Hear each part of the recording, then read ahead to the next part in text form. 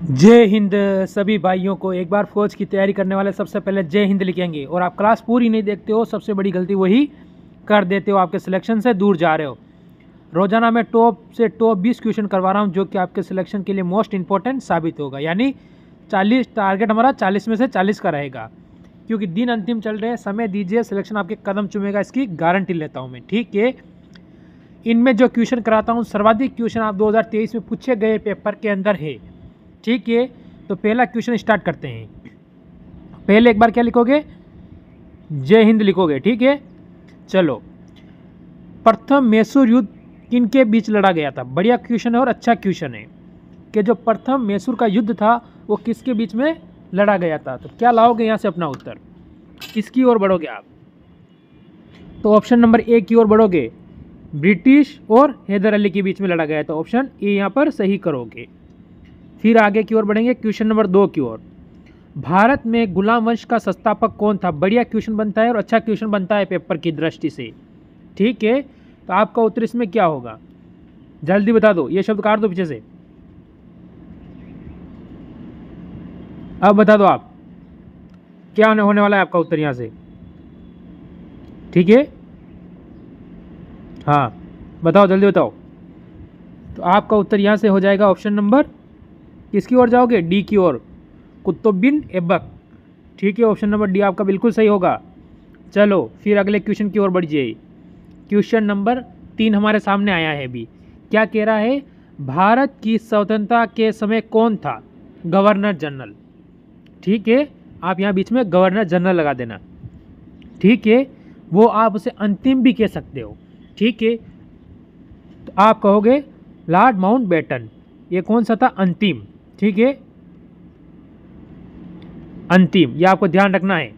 ठीक, चलो फिर आगे क्वेश्चन की ओर बढ़ो। क्वेश्चन अगला आ चुका है और बढ़िया क्वेश्चन आया है। जो महाभारत थे, ठीक है, क्या है? महाभारत के फारसी अनुवाद का शीर्षक है, उसका शीर्षक क्या है? फारसी में जो अनुवाद किया गया उसका शीर्षक आपसे पूछा है।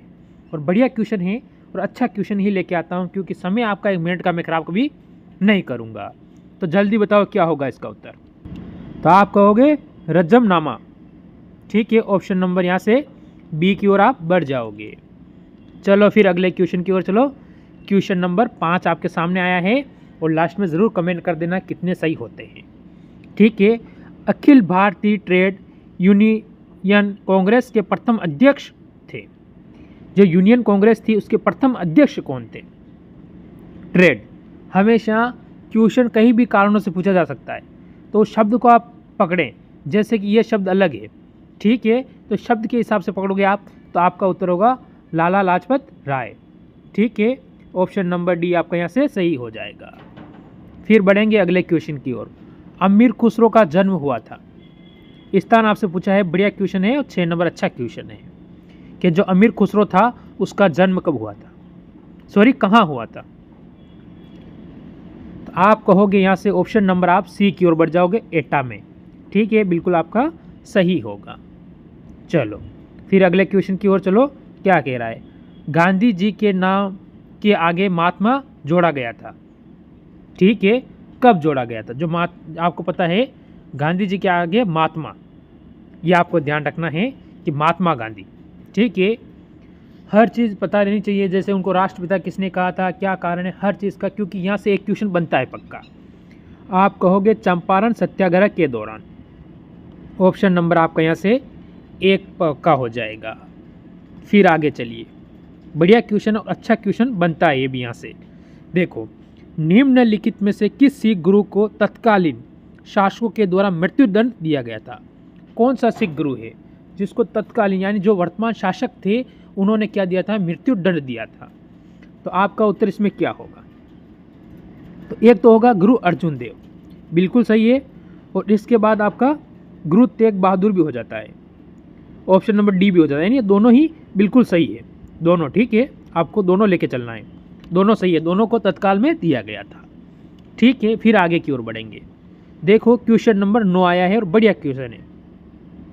क्या कह रहा है? देखिए, संवैधानिक के अंतर शक्ति का अर्थ है। शक्ति का अर्थ क्या है ये आपसे पूछा है।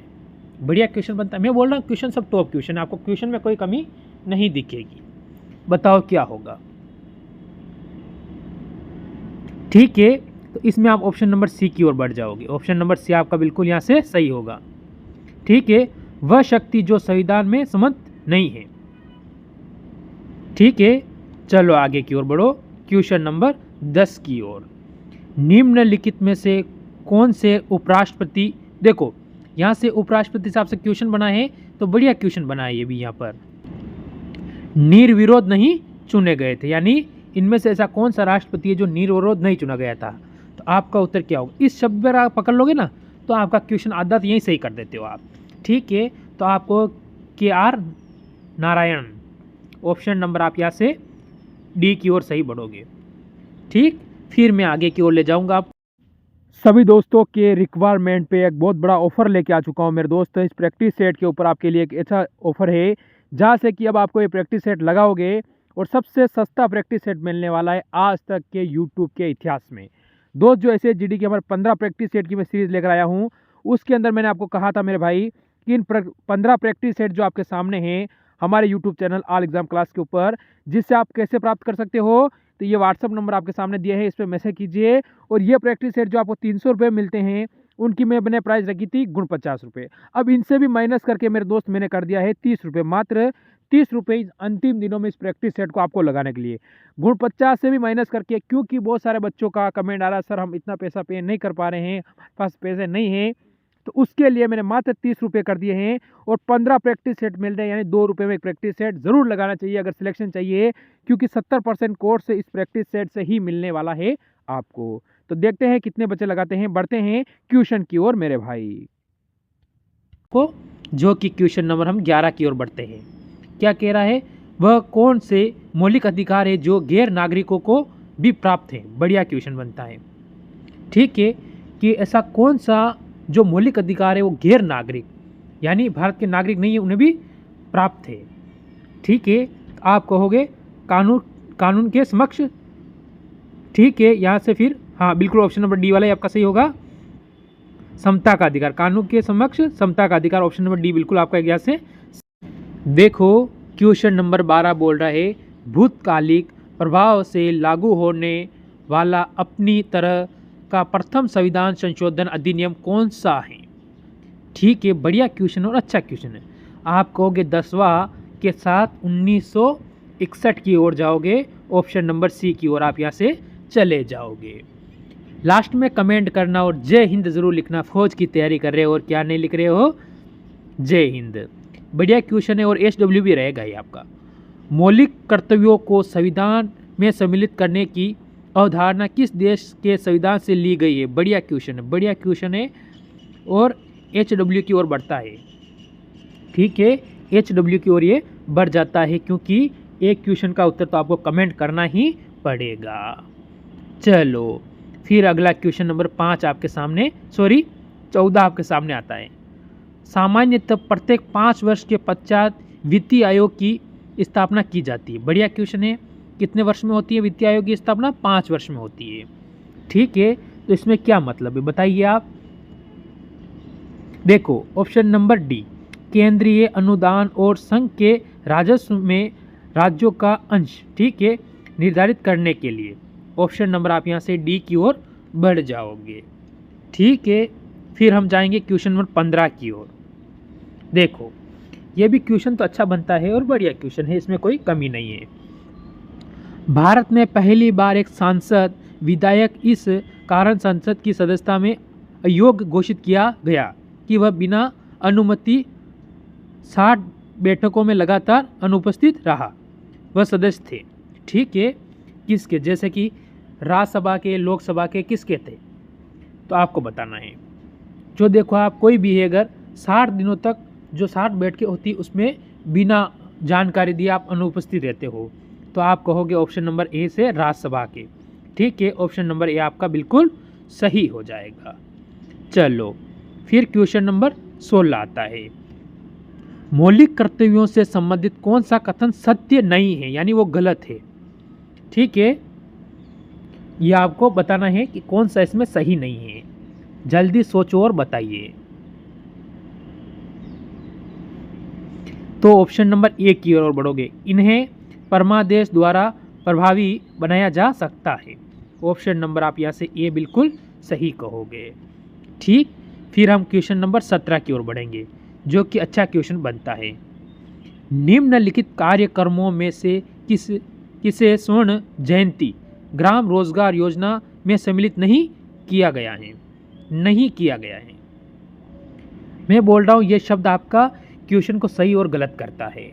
ठीक है, अगर आपने मान लिया तो आपका उत्तर की ओर बढ़ोगे, डी की ओर, JRY। ठीक है, ऑप्शन नंबर डी यहाँ से अपना सही हो जाएगा। चलो फिर मैं अगले क्वेश्चन की ओर बढ़ता हूँ, क्वेश्चन नंबर 18 की ओर। विश्व मानवाधिकार दिवस कब मनाया जाता है? बढ़िया क्वेश्चन है और अच्छा क्वेश्चन, इसे आप मानकर चल सकते हो। ठीक है, जिन क्वेश्चन पर मैं स्टार लगा रहा हूँ वो रट लेना, क्योंकि ऐसे पेपर में छपे हुए मिलेंगे। तो ऑप्शन नंबर सी की ओर जाओगे, 10 दिसंबर। ठीक, फिर मैं आगे की ओर लेके जाऊंगा। देखो क्वेश्चन नंबर आपके सामने कौन सा आया है, 19 आया, जो आज का सेकंड लास्ट क्वेश्चन। अंतर्राष्ट्रीय न्यायालय में कितने जज होते हैं? कितने होते हैं? 10 की ओर बढ़ोगे, 15 की ओर बढ़ोगे, 22 की ओर बढ़ोगे या फिर 25 की ओर बढ़ोगे? तो किस ओर आप लोग बढ़ोगे, यहाँ से उत्तर क्या दोगे? ठीक है, तो यहाँ से जो अपना उत्तर दोगे वो दोगे ऑप्शन नंबर बी, 15 आपका बिल्कुल सही हो जाएगा। देखो क्वेश्चन 20 नंबर अच्छा क्वेश्चन है और बढ़िया क्वेश्चन है। किसी निर्वाचन के दौरान राजनीतिक दल के, देखो, उम्मीदवार की मृत्यु के कितने दिन के अंदर दूसरा प्रत्याशी खड़ा किया जाना चाहिए? ठीक है, अगर उसकी मृत्यु हो गई तो उसके बाद कितने दिनों के बाद दूसरे को खड़ा कर देना चाहिए? तो आप कहोगे ऑप्शन नंबर सी की ओर बढ़ोगे, 7 दिनों के अंदर। ठीक है, दूसरे आदमी को खड़ा करना पड़ता था।